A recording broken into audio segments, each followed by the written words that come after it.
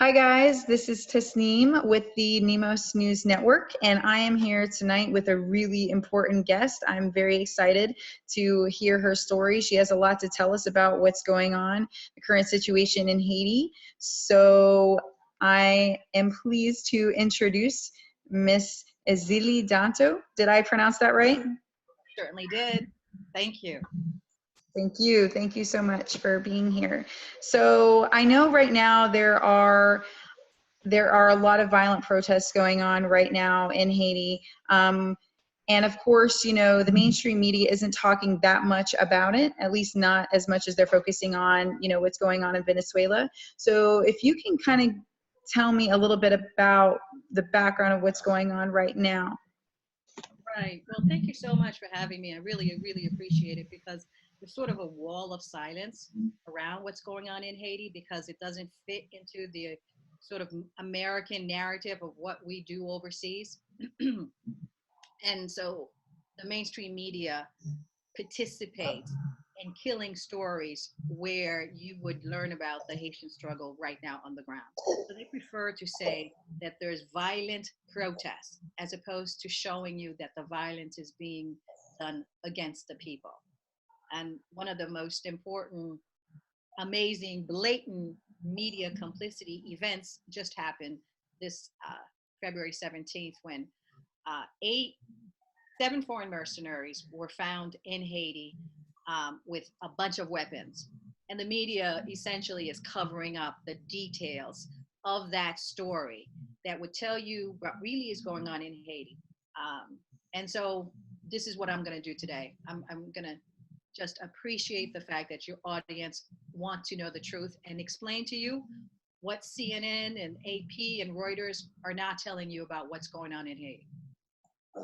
Well, thank you so much. And if there's one thing we do know is that Reuters and AP and CNN are pretty notorious for not telling the truth. So it doesn't surprise me that they would be covering this up. And I do know, I have heard about the mercenaries who were arrested in Haiti, and they were Americans, and there was also a couple of Serbians in there, and then a Russian as well. And like you said, they had the weapons. And of course, one of the men who was detained was actually a Christopher McKinley, but also known as Christopher Heben, who apparently was not only an ex-Navy SEAL, but also he was a very frequent CNN correspondent. So what do you think about that? Yes, it's interesting, right? Because when CNN covered the issue, their photo that went with their title, Americans, former military get arrested in Haiti for weapons trafficking, their photo is the Great Haitian Disaster Story. And what your audience have to understand is that the media uses, on a racist basis, people's idea of Haiti being violent to cover up what's going on in Haiti. So to your question, there were on February 17th at about 5 o'clock or 3 o'clock in the afternoon, 8 men were arrested. They were detained because they were driving 2 cars without license plates. And when the Haitian police stopped them, they found an arsenal of military-grade weapons that are illegal in Haiti because America has an embargo on those weapons coming into Haiti without licenses. They found, so let's look at who the people were. Like you said, Jasmine, there was 2 Navy SEALs. These are folks that had been in American wars in Iraq, Afghanistan, essentially everywhere that we have been at war since 2011. Since the what do you call those, that thing? I forgot. Not 2001. You know, all that. You know, with the New York terror incident. So these men have had a lot of experience as snipers, and they had sniper instruments with them in this car. The car had no license plates. It was near the Haitian bank. They had 6 automatic weapons, 6 Glocks and pistols, a telescope, bulletproof vests, all sorts of sniper gear, and lots of ammunition. And the question was, what were they doing driving around without a license plate? They had 5 different license plates inside the car and nothing on the outside. The names of these people, they were all former military, except for the Haitian driver translator. 2 were Navy SEAL, as you mentioned, Christopher McKinley, formerly Christopher Heben, H-E-B-E-N, is a former Navy SEAL. He's a controversial figure. And what's sort of interesting is that when CNN covered this issue, they did not mention that Christopher Heben was one of their longtime experts on military operations, especially during the Bin Laden era over there. And he's a controversial figure because he lost some of his jobs at these networks because he had a few felonies. He was convicted on 3 counts of steroids. He was also accused and tried by the police in Ohio for putting in a false police report saying that some black men shot him. So you would think that when CNN did this report and found out that Christopher McKinley, formerly Christopher Eben, was one of the 5 mercenaries arrested, they would have they knew who he was. He worked for them. But they never mentioned them in any of the reports. And I think that shows to you how complicit they are in creating their narrative and expect that the American people buys everything. But for folks like you, they won't know the truth.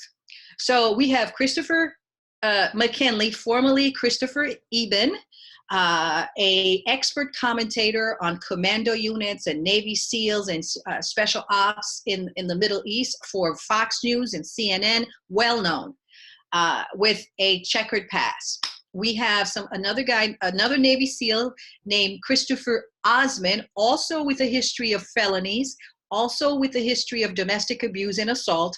You all can look it up, Christopher Osman, O-S-M-A-N, former Navy SEAL, arrested in Haiti with illegal caches of weapon. You have this other guy who's a security bodyguard for State Department, former military, also Dustin Porte, another American. I can't remember the other person's name. I'll get it. There was Kent Kroger. You can look up Kroger Partners. These are sort of executive outcome, private military security contractors who are for hire at various police departments all over for the UN. And the Kroger partner, so Kent Leland Kroger, is a former Marine, and he was arrested amongst these people. You won't get any of this information because the CNN coverage did not really put out their names at the beginning, did not put out, what they were associated with in the past. So you have, for instance, the Kroger partners. Mark Kroger, which is Leland Kroger's brother, was a former chief of police in Oregon. He's worked for the UN, and he's trained Haitian police in Haiti. So Haitian police arrested someone who actually trained them for crimes. So it gets really deep, and no one talks about this, okay? So, and then there were 5 Americans and 2 Serbs, and one of them is very mysterious. You can't find anything about him in the news. His name is Vlad, it's almost like Jankovic, but without the O. We could not find anything about him. Originally, they said he was a Russian. Now they say he's a Serbian. This is all very mysterious. But the other one, Bajajic, has worked with Haiti before. So what they said when they got arrested was that they were working on a mission for the Haitian government, they said. CNN, when it reported this, and so did Miami Herald, did not say it was the Haitian government, but we knew they were talking about being in Haiti because when Osman was freed, so they were arrested on February 17th, and then within 2 days, the U.S. had flexed its power to put them on a commercial flight to Miami, and they were set free. The context we have to see is that early in February, so they were arrested February 17th. Early in February, there was a Black U.S. Marines that was arrested for the same charge, illegal weapons, gun running in Haiti. And he is charged, and he was convicted on February 1st in an Orlando court. But these 5 white guys were set free. There is no charge as far as I know. But the question is this. It was within the context of 2 weeks of a lockdown in Haiti. From February 7th to February 17th, the Haitian people have been trying to get rid of their government because the government is a scammed elected government. They were put in by the United States. So contrary to what you were saying with Venezuela, everyone is talking about Venezuela because the United States has declared without election Juan Guaido as president.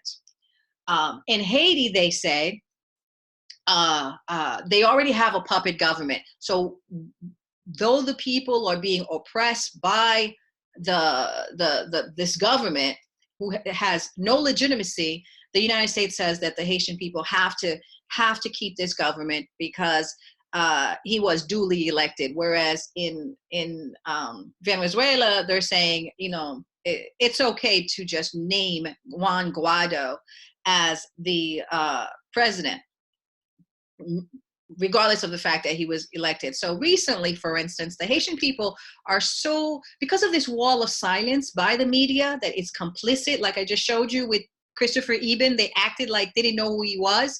Mm-hmm. They hide their story behind this racist image of Haitians as violent, when the fact of the matter is Haiti has less violence than most of the countries of the Western Hemisphere, but you won't know that because they bring up constantly, the only pictures you see are of dead Haitians. So the picture you have that went with this story at CNN was of a Haitian that was killed by a policeman. And this is important because white mercenaries trying to keep this illegal and unconstitutional and unpopular government in Haiti in power have joined the Haitian police force. And there are a lot of fake police that are shooting the protesters in the back or in sniper fire. Haitians have been saying this for years, but this is the first time we've ever caught foreign mercenaries. And so that's the explosive story. There's so many explosive side of it. I want your audience, because this is like so important for you to understand what is being done in the name of Americans, like the atrocities that are being committed while the United States has a humanitarian front. Like they'll tell you, we're going to Afghanistan to help the women. We're going to Iraq to bring democracy. We're going to Libya to bring democracy. And at the end of the day, the situation is always worse for those people. And American interest is not assisted except for the oil profiteers and the Wall Street folks that maintain this constant war with what they call the blob, or what some people call the deep state, which is the United States foreign policy establishment, which is bipartisan. There's no difference between the Republicans or the Democrats in terms of American foreign policy overseas. They all are warmongers, and they use America's naivete to tell you stories like the one they just told you with these mercenaries that were just arrested. They said that they have no idea why they were in Haiti. They said they were working for the government. They don't know if it was the American government or the Haitian government, but we have the facts. We know that the Haitian government is being propped up by the United States. So if they're working for the Haitian government, the respondent superior is the United States. So now you mentioned that, the people were protesting this puppet government. So can you tell me a little bit about maybe who had established this puppet government, which administration, and how how they did this and for Right. what reason. Right. Okay. So, as I said, the lies that they tell about Haiti are, I'll just give you three of them. You know, I run something called the Haitian Lawyers Leadership Network. I was born in Haiti and raised in America. I became a lawyer in America, and I went back long ago in 1994 when the democratically elected president of Haiti was taken out by Bush Sr. So that's how long I've been here. I've lived through 2 U.S. coup d'etats. The first one, which Bush Sr. in 1991, when Haiti had been, it was during the Cold War. The United States excuse for maintaining dictatorship was that they kept saying, you know, we have to keep these strong men because they're not going to be communist. So that was their excuse. And though for 30 years they kept Duvalier. And Duvalier had his private palace security called the Tonton Macoutes that were brutal death squads. Just like the United States helped with the Mujahideen around the Soviet Union, just like they helped with ISIS, they actually helped the Tonton Macoutes maintain their repression of the Haitian people. The real reason, it wasn't about communism. The real reason is so that we could be, because of the Monroe Doctrine, the United States says that this is their backyard and any resources that Haiti has is theirs. Those resources, of course, don't go to the American people. It goes to the former military contractors who get these contracts to help restore order, who gets these contracts to go in and train police, who gets these contracts to go in and bring down governments. It's about oil, pharmaceutical, Wall Street. It's about, you know, dumping American subsidized good on local farmers in Haiti. And to do that, they have to keep a non-elected government in power. They have to keep a puppet government in power. So I lived through Jean-Bertrand Aristide, who was a client of mine, and it was the first time I ever went back to Haiti, from 1994 to now, almost 30 years. And in that process, the United States, the way it worked with Haiti, it's regime change after regime change, American intervention after American intervention. And each time the people are worse off. And each time they tell their American public the story that it's about humanitarian aid. It's about giving charity to Haitians. What it's really about is the fact that everybody knows, for instance, that Venezuela has the largest cache or reserve of oil in the world, in the Western Hemisphere too. So Haiti is between, Venezuela is to the south of Haiti, and then Cuba is to our east, to our west. We're right in the middle. Our strategic location makes it, we are the weakest link between two nations that the United States wants to take over. They've had an embargo on Cuba since 1963. They've been trying to retake over the oil fields of Venezuela for a long time. The head of Venezuelan's oil is in Haiti's waters. Mm-hmm. And they say that Haiti's oil reserve is like, Haitian geologists say, is like Venezuela's oil is a cup of water to Haiti's, which is, they say, a swimming pool. That's how big our oil is. But the United States, behind this charity thing, make as if they have no interest, no resource interest in Haiti. But I want your audience to understand that that is a lie, and that lie is perpetuated by CNN, Reuters, and AP, and all of the media. So, and you all can look it up. Haiti has oil. Haiti has more gold than any place else in the Western Hemisphere. The Dominican Republic also has gold. I think it has, and they have been exploiting. Dominican Republic is right next to us. It shares the island with us. They've been exploiting Dominican Republic gold for the last 10 years. Barrick Gold has, and they still have 33 billion. They haven't exploited Haitian gold, so imagine what we have. And then we have something called kind of the Wakanda vibranium. It's called iridium. Haiti is a land that has more mountains than Switzerland. And those mountains are made of something called, it's an extraterrestrial material that is used in aircraft, spacecraft. It's called iridium. Mm-hmm. Our mountains are made of iridium. The United States have been covertly taking out that iridium since the end of the Duvalier dictatorship. They could not afford to have Haitian popularly elected government in power because they were afraid we would nationalize these resources the way Cuba and Venezuela have done. So in order not to tell people what's in Haiti, they continually impoverish and keep the people contained in poverty. According to those who know about how important iridium is, they say 1 ton of iridium is worth $45 billion. That is a lot of money. That is unbelievable. $45 billion. Okay, the lowest I've ever seen it is like 45 million, but I'm pretty sure that they're starting to put that out because we're starting to get the story out. But it's taken me 20 years to get this story out because we don't get folks like you who have platforms who will listen to us.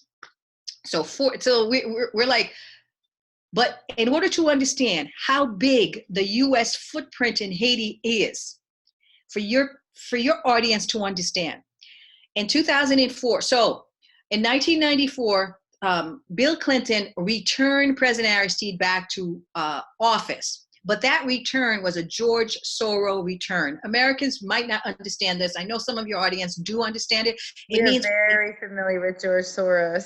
Okay, so what George Soros does. It's almost like public enemy number one in our world. Oh, really? Okay, Yep. all right. So, yeah, he re-images death squads into civil society. So when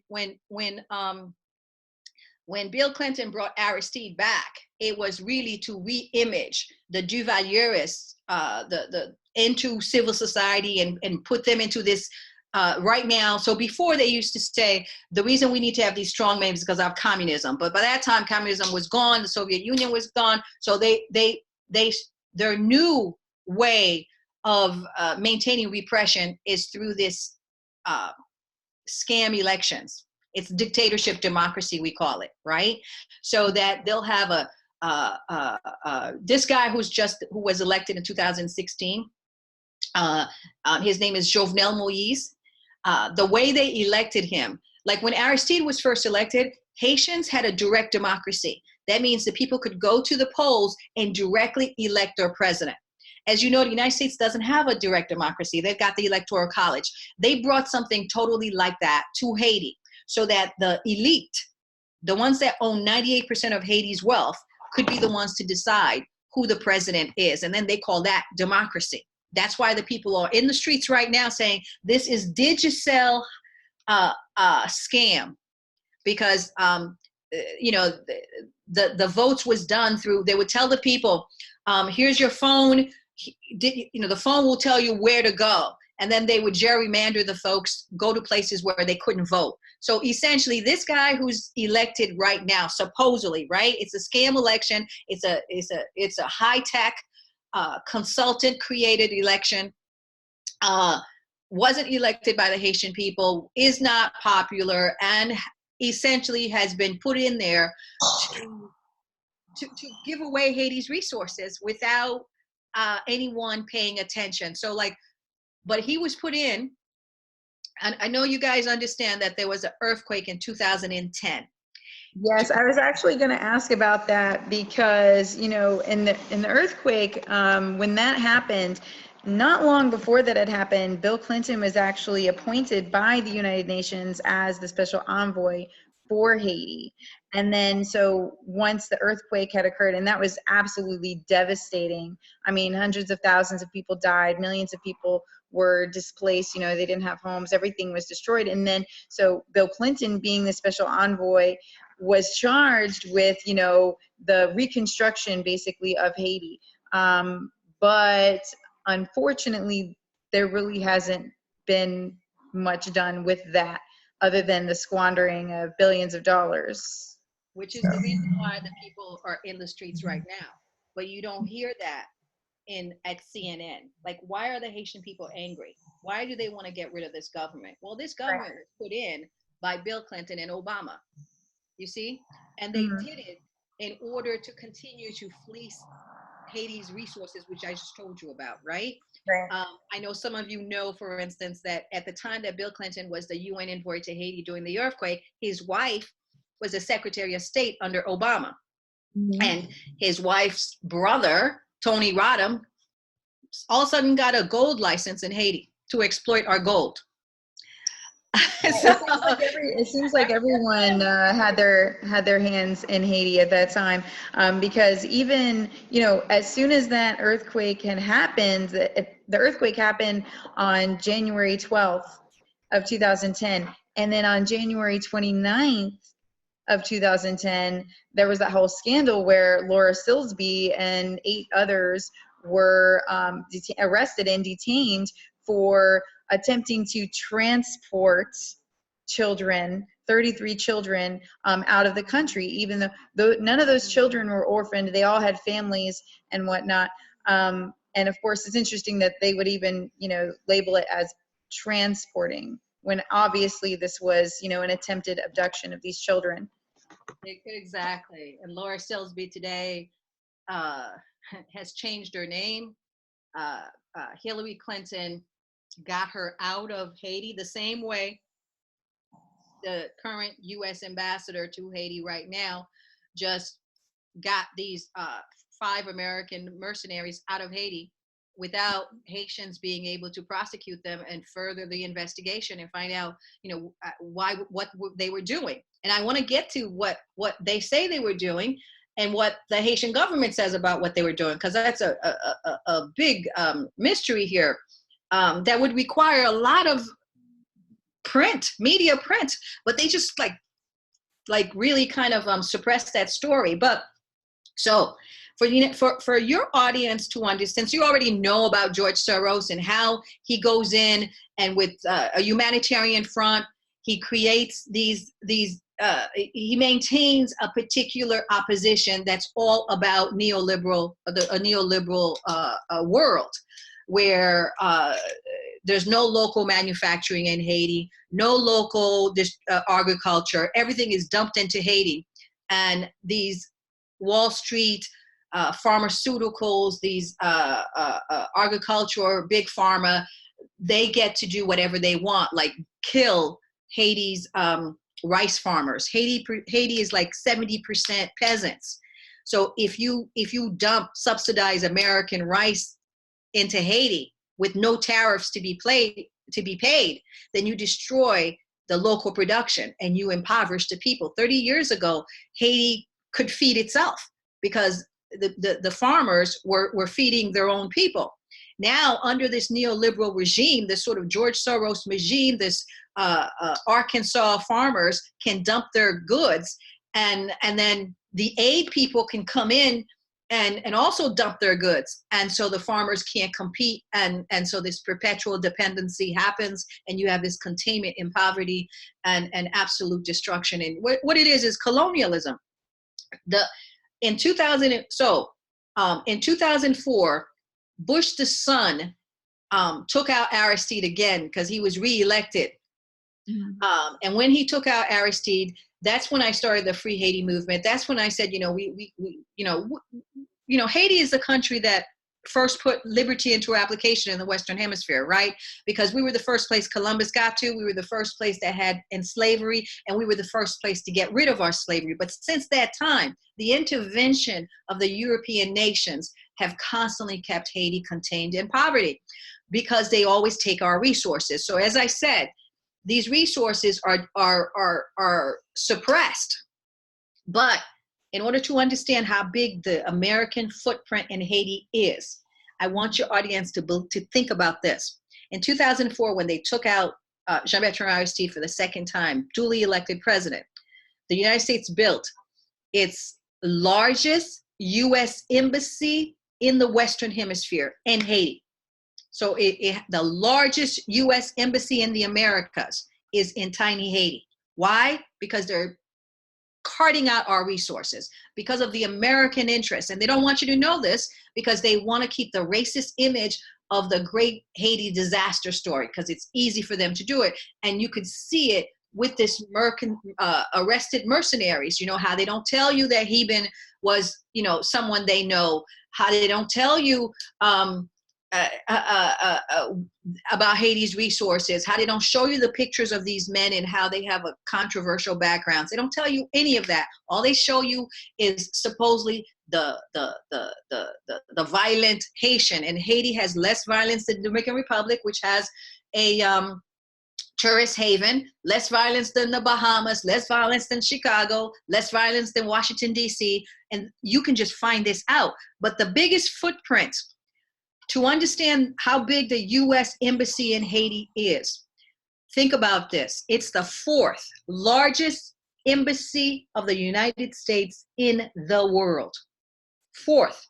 That's after Iraq, Iran, I mean, these big countries, Germany, China, fourth largest. So that's, but the media won't tell it to you, which is why I'm thanking you, Tasneem, and all you folks for listening, for seeing how bad the media is about manufacturing consent for their continued regime changes. They tell you it's about humanitarian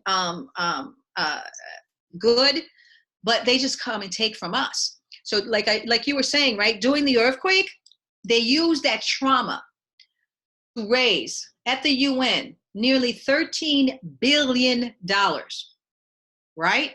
From the 194 UN nations, with Bill Clinton at the head of it. And then this is not counting that 1 out of every American gave money to places like the Red Cross, like private donations to non-for-profits. Mm-hmm. So all total, they say that at the UN 13 billion, and altogether could have been something like $21 billion, and Haiti does not have clean water today. The UN brought us cholera that has killed nearly over 10,000 Haitians, made over 1 million sick. We don't have clean water. None of that money stayed in Washington. That money was given to private military security contractors. So we're a fiscal paradise, right? So they need to keep this government that was illegitimately put into office under Obama and Clinton. Like right. When the earthquake happened, the first thing they told us we had to do was to go to elections. This is in 2010, when there were almost 2 million people in the streets. 316,000 people were dead in 33 seconds. They told us to go to elections, and that's how they controlled those elections, because people's voting cards were gone. Right. So what was Obama's direct role in the regime change currently as it stands now? Okay, so Obama was the president in 2010 during the earthquake, right? Mm-hmm. He essentially gifted the Clintons, his chief political rival in the Democratic Party, Haiti. Mm-hmm. And they just made money for the Clinton Foundation, and they did something called pay to play. So if you wanted to have a monopoly on Haiti's telephone and you were Digicel, you would give money to the Clinton Foundation. And then they would use the State Department as their private space. As a matter of fact, anytime someone wanted to do something in Haiti, they told them to go call the State Department, and the State Department says to call the Clinton Foundation. Right. I had read somewhere where there weren't any bids whatsoever for jobs for restructuring in Haiti at that time. So everything was through Bill Clinton. So any job was given right over to Bill Clinton's friends. That's right. So That's right. there was no bids whatsoever, no matter the cost. No, it was Bill Clinton's cronies at the Clinton Foundation. And so let's look at, you know, how are they connected to these mercenaries, for instance? Okay, so to situate your audience, Obama was president, and Hillary Clinton was Secretary of State, you know, the Pompeo position right now. And then her husband was at the UN. They raised all this money. They just fleeced Haiti under Obama, lost then the first so-called black president. And Haiti is the first black republic in the Western Hemisphere, right? Since enslavement started, Haiti lost 30% of its lands. We have these like offshore islands. They put in this guy named Michel Martelly, who is a carnival king, the most, oh, he's just an ugly personality, right? Misogynist, just, I can't tell you how depraved the man is, but that's the person they put in as president. And then they had their Hollywood colonial celebrityism people come in and take pictures with him and just manufacture this consent about how, you know, we Haitians would have wanted this degenerate as president. Well, this degenerate was a tonton macoute, part of the death squads of Duvalier back in the day when Duvalier was president. You see, he comes from that space.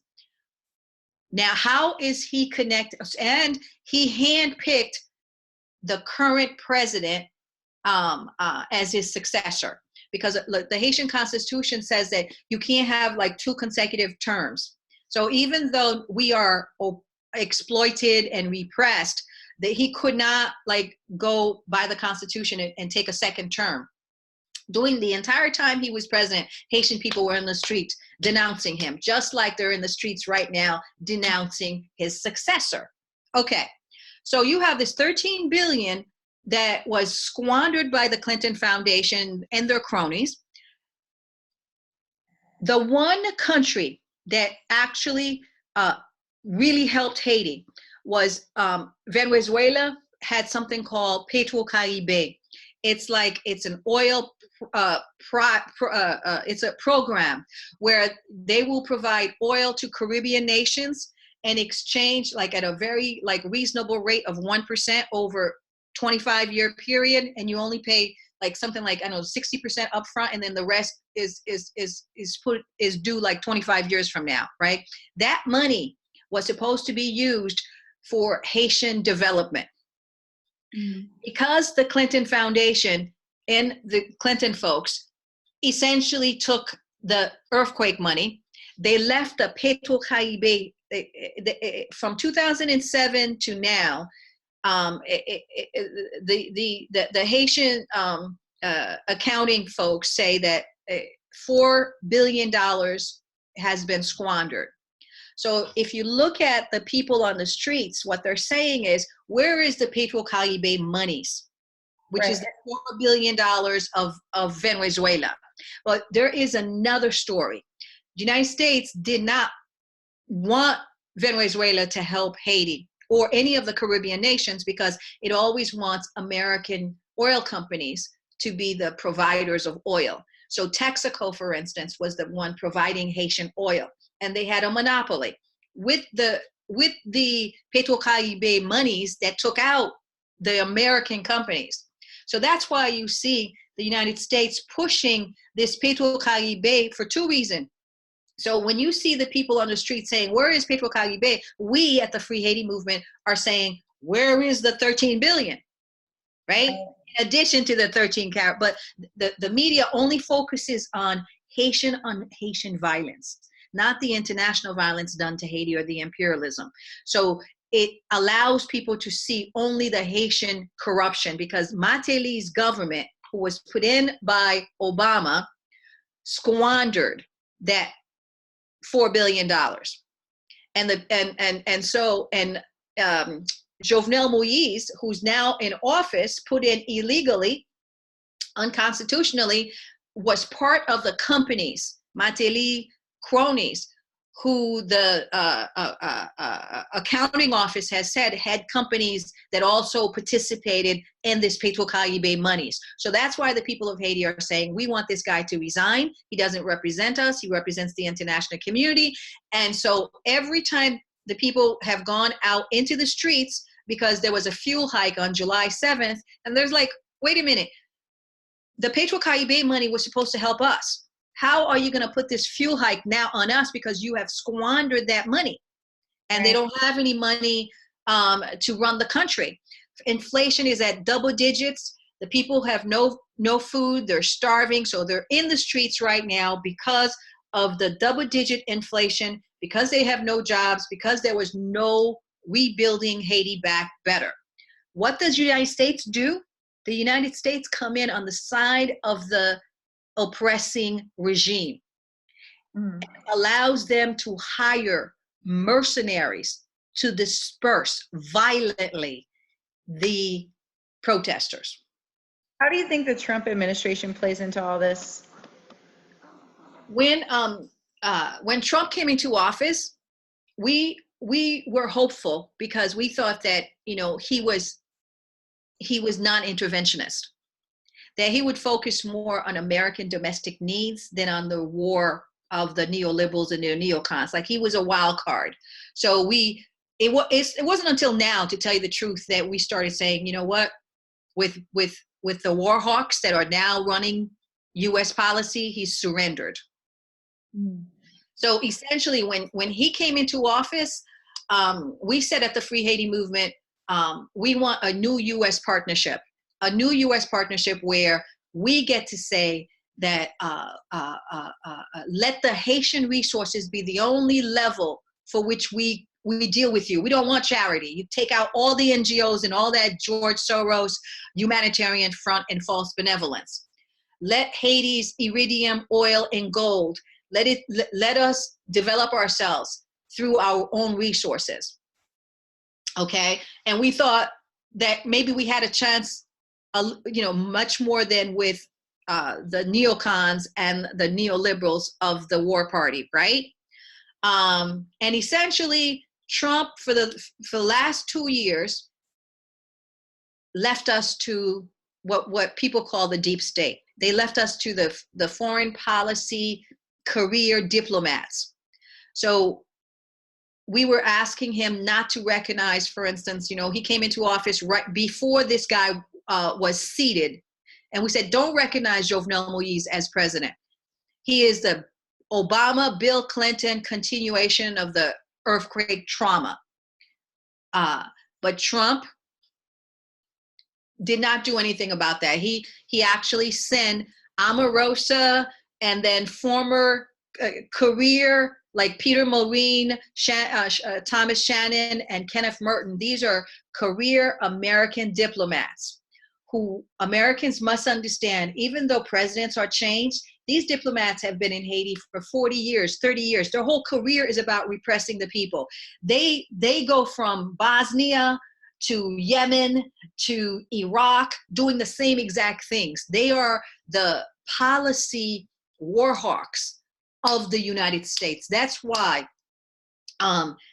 So as much as we appealed to Trump to focus on American domestic needs, like, you know, Haiti doesn't want charity. If you really want charity, I said for the Haitian lawyers leadership, I said, if you want to do something, Trump, go to Alabama and help the people who are living in open sewers, millions of them in Texas that have, in Alabama that have hookworms.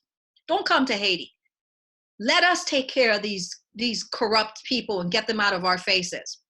Go to Chicago and the the prison industrial complex and do something about that. We thought that he would, because that's what he said. But frankly, right now, we have evidence with what's going on in Venezuela. Even though, you know, it was hopeful that he had those talks with North Korea, but the people he has in office right now, John Bolton as his national security advisor, Elliot Abrams, who in the time of Duvalier was one of the ones that were supporting the death squads that were killing the Haitian people, and they were killing people in Nicaragua and El Salvador. You know, Pompeo just hired him as the U.S. envoy to Venezuela. And then we have, of course, Pompeo, who is former, just like George H.W. Bush, former CIA head. And these guys are career war hawks. They always are affiliated with some company outside of their military or their CIA jobs that they can make money from. Like, for instance, Kroger Partners with these 8 men that were just taken in Haiti, right? They are there to commit these atrocities against unarmed Haitians, but the only thing you hear is about Haitian violence. The violence they're talking about is Haitians throwing rocks, burning tires, looting stores because they're hungry. Their violence is that they have war-grade drones that kill Haitians from a mile away. And you're not going to get this story. If folks want to hear some of the details and some of the proof that we have, go to my website at EziliDantò.com. And, I've put it all together. We know when those 7 foreigners got arrested by the Haitian chief of police, they said they were working for they were on a mission for the government. This was at a time when the United States on February 14th had a level 4,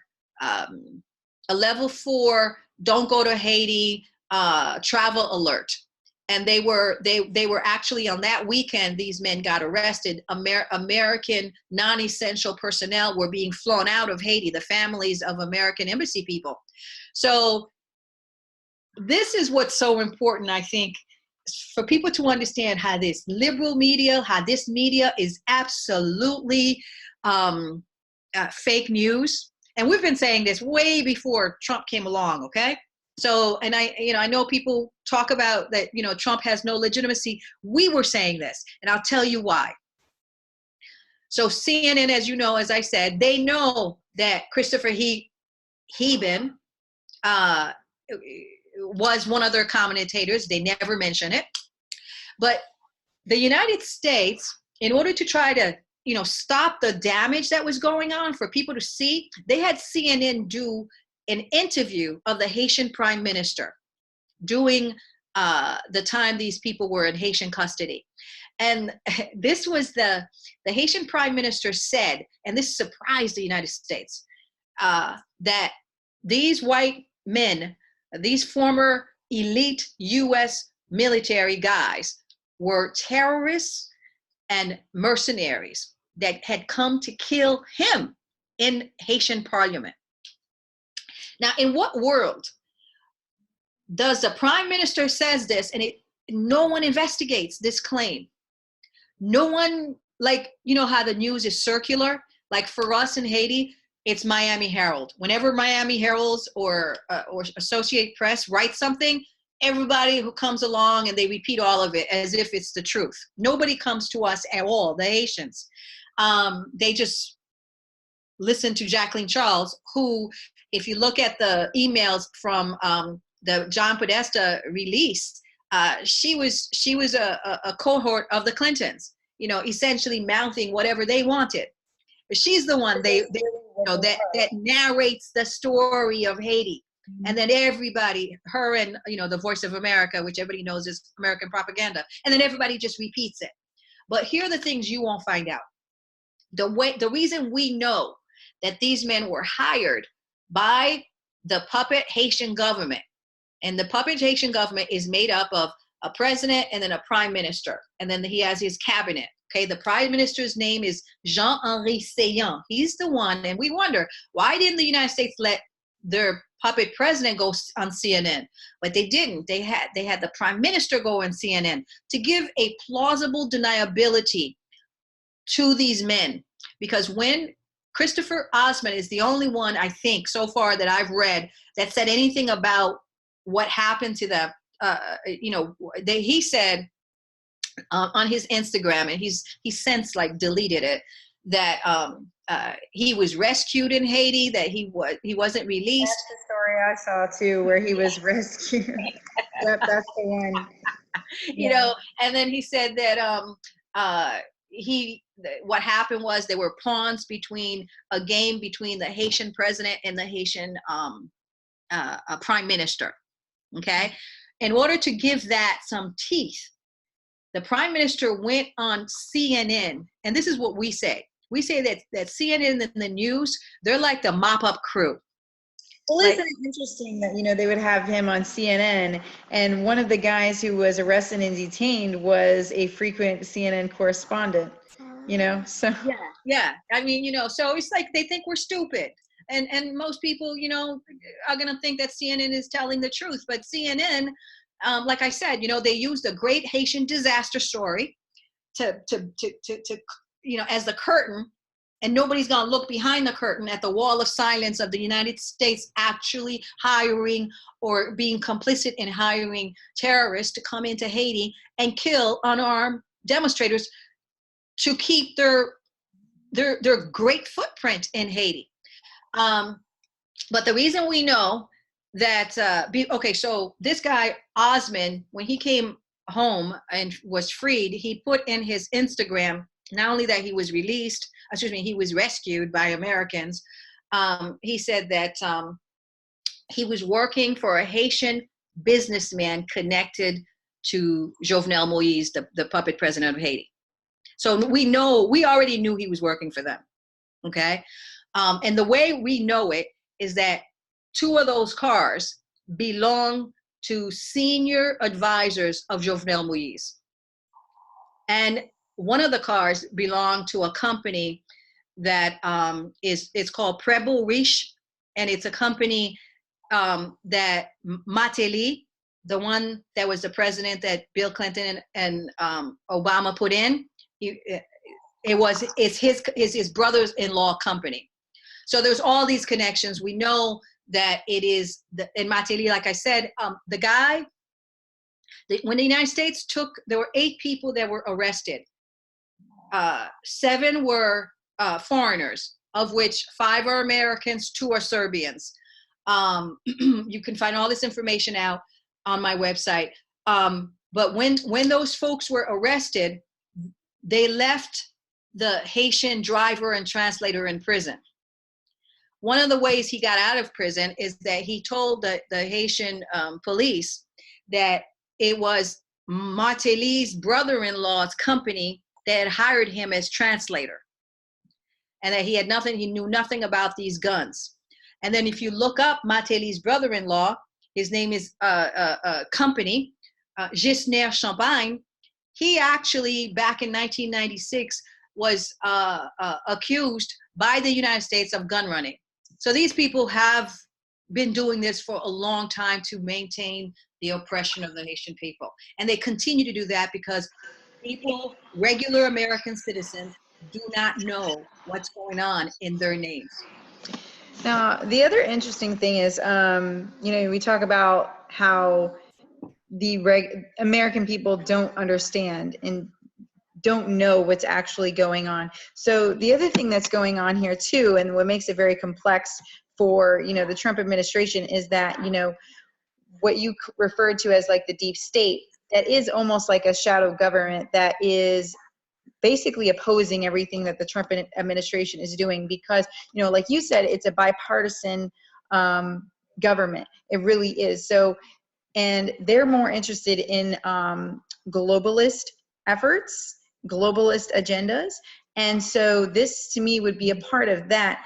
And so when you think about, you know, the globalist agenda, it doesn't just encompass, you know, the interests of the United States. We're talking about, you know, a worldwide phenomenon right now. And so then I would have to ask the question, you know, how is the UN involved in all this? Because, you know, the UN is really at the head of the whole like global deep state. So when it comes to Haiti, how is the UN involved in Haiti? Right. And you're right? So it's a global phenomenon, right? And Americans have to sort of understand that deep state runs like automatic pilot, right? So essentially, they spent the last 2 years saying to Trump, you know, you're a stooge of Russia. And now that they have taken over, essentially, if we look at Venezuela, They're like, oh, you know, now he's fighting Russia directly because Russia is supporting Venezuela. They have gotten what they wanted, which was continued American wars. Mhm. But for Haiti, our naked enemies are made up of something called the core group. They call themselves that, right? And the core group is made up of, these are the internationals who have companies in Haiti that they're getting extra monies from, and they're using their diplomatic seats as a way to maintain the government against the people's wishes, right? Just like Bill and Hillary Clinton. So the 9 core group, it's really the West. We call it the new Napoleon Bonaparte army, right? Because Haiti took its freedom from Napoleon, and Napoleon, he used to conscript all the various armies that he had conquered, and then he brought them to Haiti.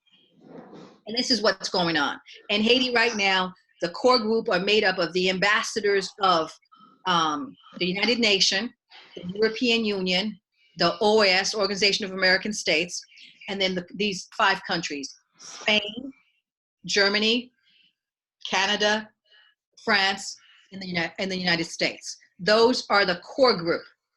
Their ambassadors are the ones, every time the people of Haiti push and lock down the country and say, we can't handle this repression and oppression and killing and murder, we want this man gone.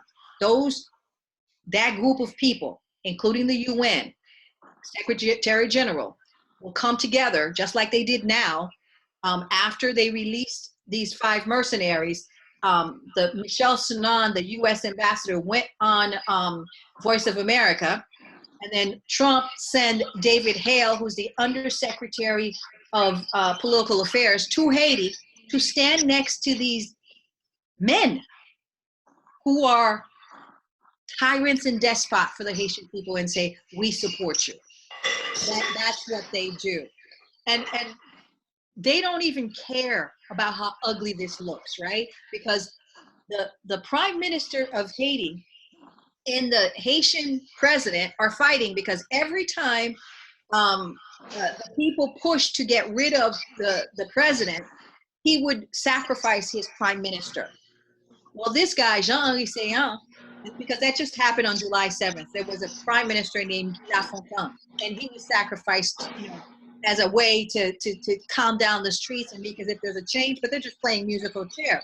Well, that's why Jean-Henri Seyan probably quickly, when he saw that he was being like caught red-handed with these mercenaries, he quickly went on CNN and said, oh, they've come to kill me. Like, I'm not the one that helped hire them, essentially, right? To create this confusion. But at the end of the day, the UN came into Haiti when they took Aristide out in 2004. It had been in Haiti for 15 years. And in that process, we have organ trafficking, sex trafficking, rapes, forced pregnancy, cholera, all kinds of depraved things that are happening to the Haitian people that the world doesn't seem to pay any attention to. So essentially, the UN is just part of the Bretton Woods organization post-World War II that were created to maintain the hegemony of the World War II powers. So when you talk about, the sex trafficking and the organ trafficking and the rapes and the forced pregnancies and all of that, so I see that you have a petition on your website that has to do with, you're wanting to address this issue of where they are trying to hide this occurrence. Like, they are destroying documentation. So you're trying to, see if they can preserve documentation and address this issue where they're trying to basically sweep this under the rug as if it's not happening. And I've even seen where, they were claiming that this isn't sex trafficking or rape, that this is more like a sex for food type of thing. So explain to me a little bit more about that. So when the UN came into Haiti as the humanitarian front, but essentially they were the proxy army. So the United States would not be able to tell its audience, like the U.S. says they have no interest in Haiti. So they couldn't really have a direct occupation like they had back in the day, in the 1915. So they have this indirect occupation through UN uniforms. And part of that, we have a petition. It's on my website. I would love for your audience to sign it. Pedophilia of these UN troops is endemic. They rape and rape and rape Haitian children. I mean, we're talking about 6 years old. All kinds of degrading things that they do, and they've left thousands upon the thousands of children in Haiti. They call them minister babies. And the United Nations keeps giving this lip service to having zero tolerance for rape and pedophilia and so forth, but they have not provided any help to these mothers and to the people who've been raped. So I have, and they keep telling us they have zero tolerance. So what we did was we created a petition that has some specific actions that the UN could take to help the folks that they've left behind, because Minister left in 2007, last year, and they left all of these children, and it's easy now to figure out who their parents are, right? Because they can take a paternity test, but nothing. So we have that. We have that petition. We're asking folks to sign it. I did deliver it last November, but we still, because the reason why we have to do this is because according to the status of force agreement, it says that within 1 year of the UN leaving, then you can't have any claim. And we want to publicly say to the world that we claim the UN as rapists, as pedophiles, as owing the Haitian people justice, not only for the killing of folks through bringing us their feces and their cholera, but also for leaving these children behind, that has made life so much harder for Haitians. Now, is there any way we can directly connect this group, the Minister of the UN, to these rapes and things like that, to where we can definitively prove that these people have done this to you? Because that is so important. That is so important. It's like we can connect, for instance, the Kroger partners with the UN. We can connect trafficking of guns, because they use the trafficking of guns, trafficking of organs. They use their UN uniforms. That's what made it so important that Haitians were able to identify these Americans, because before they would have been in other uniform, like a UN uniform, and Haitians may not have stopped them. But because the minister is gone, and because they're so arrogant and they've been doing all kinds of things in Haiti, they were just very careless. Yes, I mean, there's all kinds of documentaries out here. I've been interviewed many times. You can go to my YouTube channel. UN representatives have admitted to these atrocities are happening. They just don't give any sort of reparations. Can you tell me the names of the members of the UN who have admitted to these atrocities? Well, there is I forgot the name of the current attorney, the current secretary of general of the UN. I forgot his name, but when he came in, I think 2 years ago, he essentially admitted that there are reports out here that shows that Haitian children have been raped. The reports are out there, but I'll give you one example. Sometime in 2006, the UN, what do you call that? They deported from Haiti almost the entire Sri Lankan contingent. because they had set up brothels in Haiti. They had set up, and they were raping Haitian children. And so what we have is these examples of the folks that they deport out of Haiti from Minister. But then supposedly, according to UN law, or their law with these member states, they say they cannot be the ones to judge these people. They have to go back home and then be prosecuted. Well, they're normally never prosecuted. I'll give you another example. There's a Canadian who raped some underage child and had a baby. You can just, Canadian UN officer. And I think that he got something like 9 days in prison or something like that, something ridiculous. And to this day, I don't think that there's been any reparation to the mother. There's a big case, for instance, where we found Haitians found that the UN was like, I mean, this is really ugly, sodomizing a young child. Well, he was 18.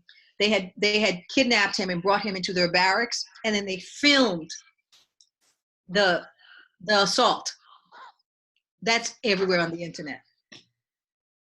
And it was Uruguay. And so we've had story after story. They were there from 2004 to now. They are still there now, but as a police force, with they've downsized as a police force. But the atrocities they committed on a people that have no allies, no Russia or China to counter the U.S. Western depravity is, without words. To your knowledge, is there an identifiable link between perhaps the United Nations group and the Clinton Foundation that is a part of this, the raping and sex trafficking of children? U.S. link. More specifically, the Clinton Foundation. Yeah. I can say that it was the release of the Podesta emails, for instance, that made me be able to see the connection between Laura Silsby's kidnapping of Haitian children and trying to bring them over across the border to the Dominican Republic, and Uma Abedin, right? It was those Podesta emails that allowed me to see, for instance, that there was a code that a lot of these non-for-profit had, that laymen like me, I mean, I have no idea what these pedophile codes were, but the Podesta emails released some of those things, and we were able to see some of this stuff, so we saw, for instance, Franguista, who of I don't know if you remember Uranium One deal. Yes, I do. I'm familiar with that. He is a board member or some executive of the he has a lot of deals with the Clinton Foundation. And I remember seeing on one of his non-for-profits one of those FBI pedophile codes. I mean, there's so many connections. Like I said, right? The Clinton Foundation was pivotal in hiding and covering up that the UN brought cholera to Haiti. The Clinton Foundation was pivotal. The UN has a banker. It's a quasi-government organization, right? But the Clinton Foundation brought in the World Bank that the United States controls, and that had a Clinton Foundation sycophant in it. This North Korean guy, I totally forgot his name, Jim Yong King or whatever his name is, to be the banker at the UN. The better for Mr. Bill Clinton to do what the hell he wanted with those deposits, because they didn't go through the UN regular bank. Um, so the connections I see between pedophilia and the Clinton Foundation are connected to, like I said, the Frank Guista, who is the Uranium One deal with the Clinton Foundation. He's also had many partnerships with Mr. Bill Clinton in Haiti, supposedly to help us. All this, and we don't know what happened. Who, you know, I'm sure if I had resources, you know, I'm a small organization, I could probably uncover where Frank Guista is with respect to our mining. Mm-hmm. How much he got. They cover all this stuff up. So besides those codes, you guys remember Pizzagate? Yes. I remember being very interested in some of those pizzas because there was a Haitian special. No idea what that means. And then, like I said, Uma Abedin from Saudi Arabia. I mean, the pedophilia in that country, in that space, is off the hook. And I remember being just absolutely scared when I saw the Podesta emails that, I mean, she was married to a convicted pedophile, right? Mr. Weiner, however you say his name. Anthony Weiner. Anthony Weiner. And so here you have, these people are the ones that are in Haiti doing programs with UN with UN uniforms and UN helicopters going back and forth. You know, how many of our, and I do have nightmares wondering how many of our children are out there in these places. So besides the organ trafficking, the sex trafficking, it's a terrible thing to have no defense. And it was during the Trump campaign that we got a bigger voice, that we were able to you know, expand and tell people what was going on because of the release of those Podesta emails. And then I could say, okay, here is what I know about pedophiles in Haiti. Here's what I know about what the UN has been doing.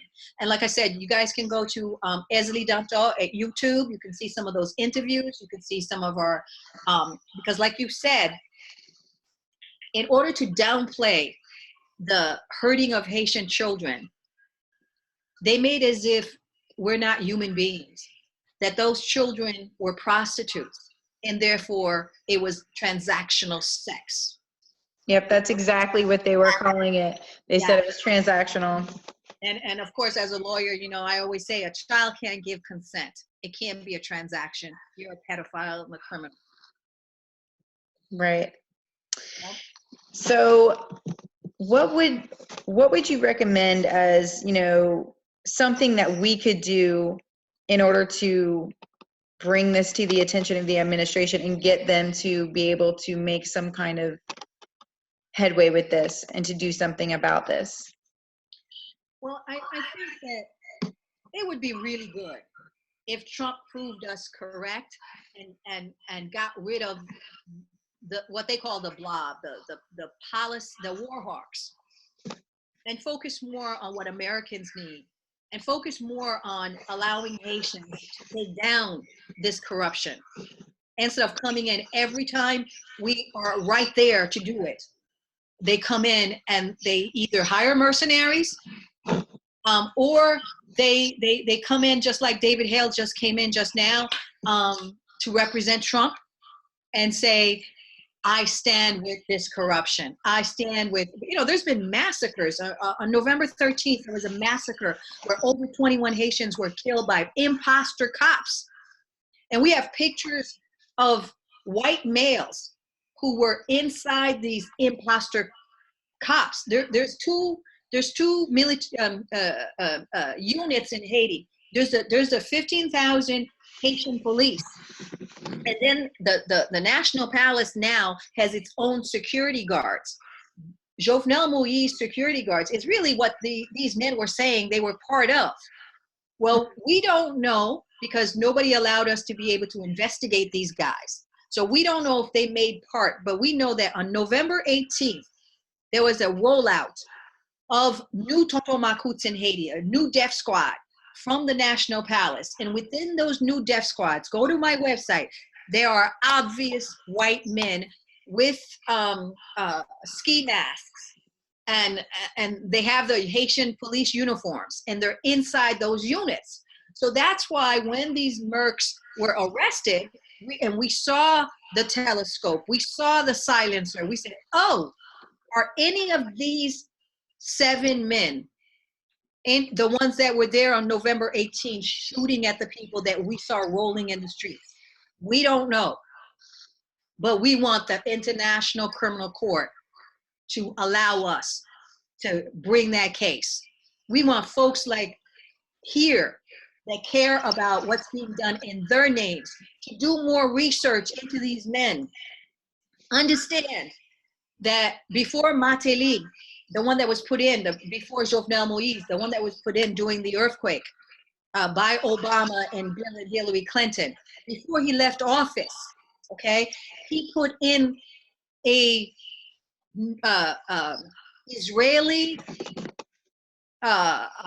Israeli front company that has control of our borders, land, air, and sea. One of the things that the Haitian police says is that, and they have the passports of these men, there was no stamp. Like, how did they get into the country? There's no, they did not go through Haitian custom.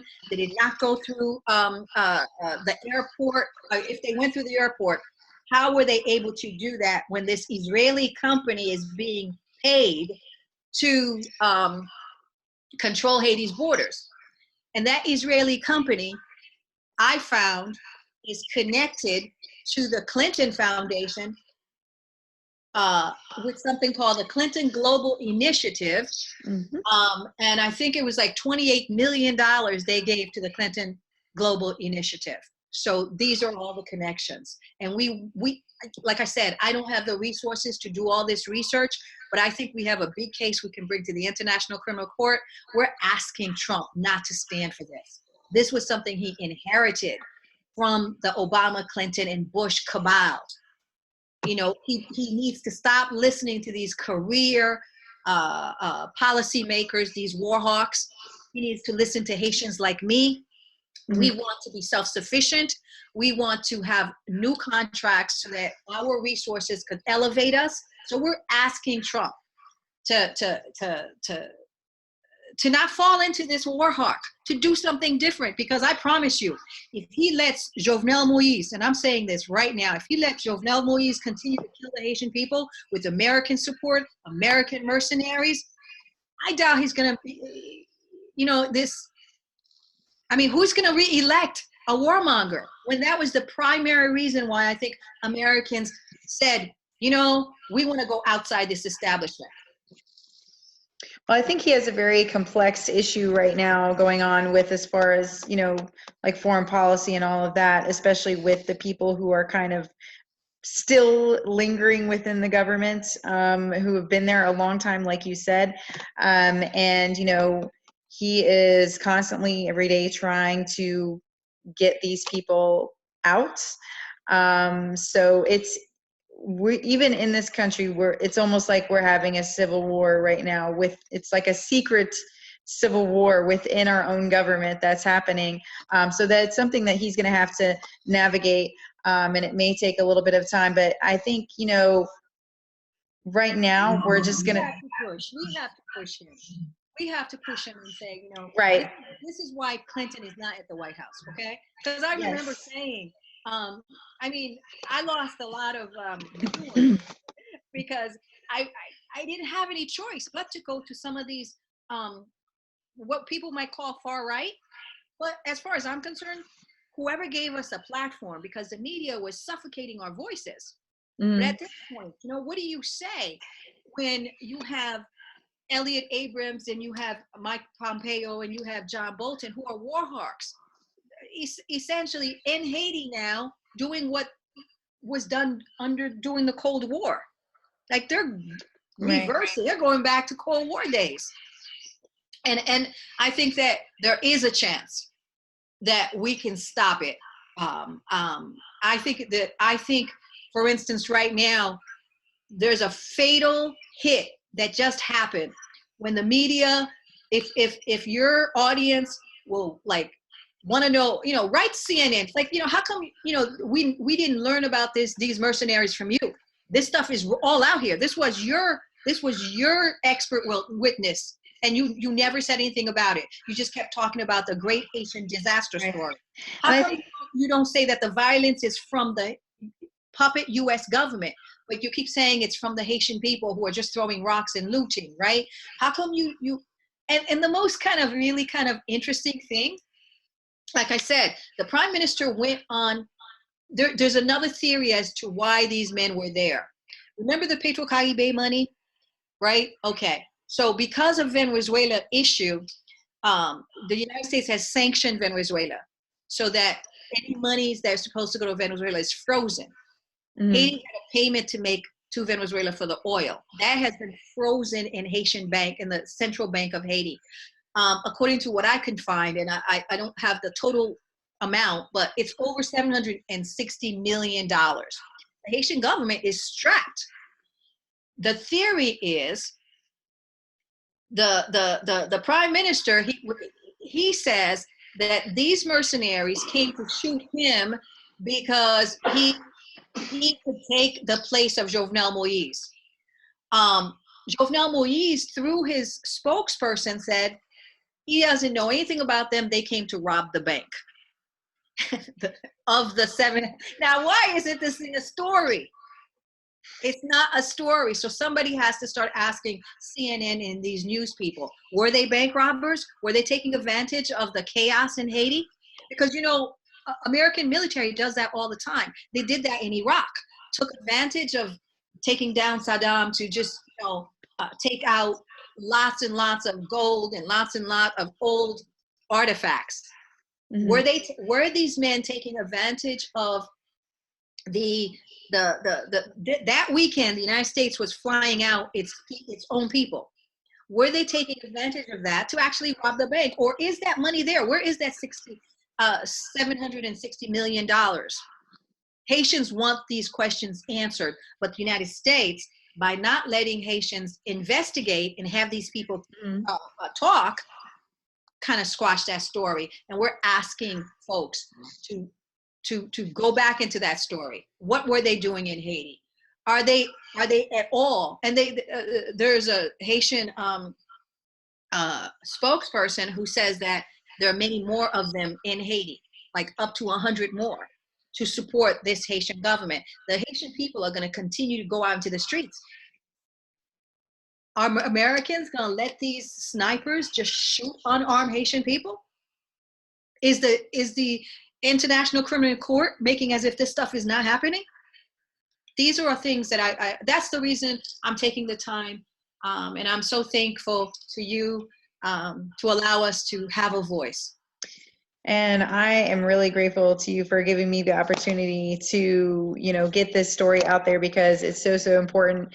And we will do everything we can to, you know, get this out there as loud as possible and get people motivated to, you know, hey, let's get this investigation going, because this is something that needs to be looked into, because there's a lot of suspicious things about this entire story. So, and obviously the mainstream news isn't going to cover it. So yeah.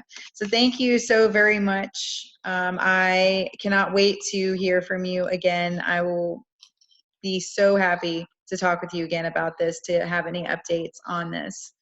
Thank you so much. I really, really appreciate it, Tasneem. Much obliged. Thank you so much. .com, and then the Free Haiti Movement is on Facebook. Come and check us out. There's an album of all this information, so go check it out and help us figure out. You know, let's go to the International Criminal Court. Help us push so that Trump, you know, does not keep propping up this government. Yes, and their death squads. That's what we're asking for, because we think it's going to determine what happens in this next election, and whether we at all, you know, move away from this warmongering and these regime changes.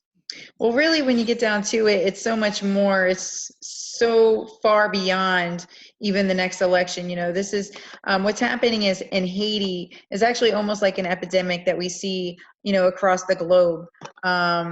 So we need to make sure that this kind of corruption doesn't continue in places like this, that, you know. So anyway, thank you so much for having me. And yep, you have a wonderful evening. This is Tasneem signing off for the Nemos News Network. Have a good night, guys.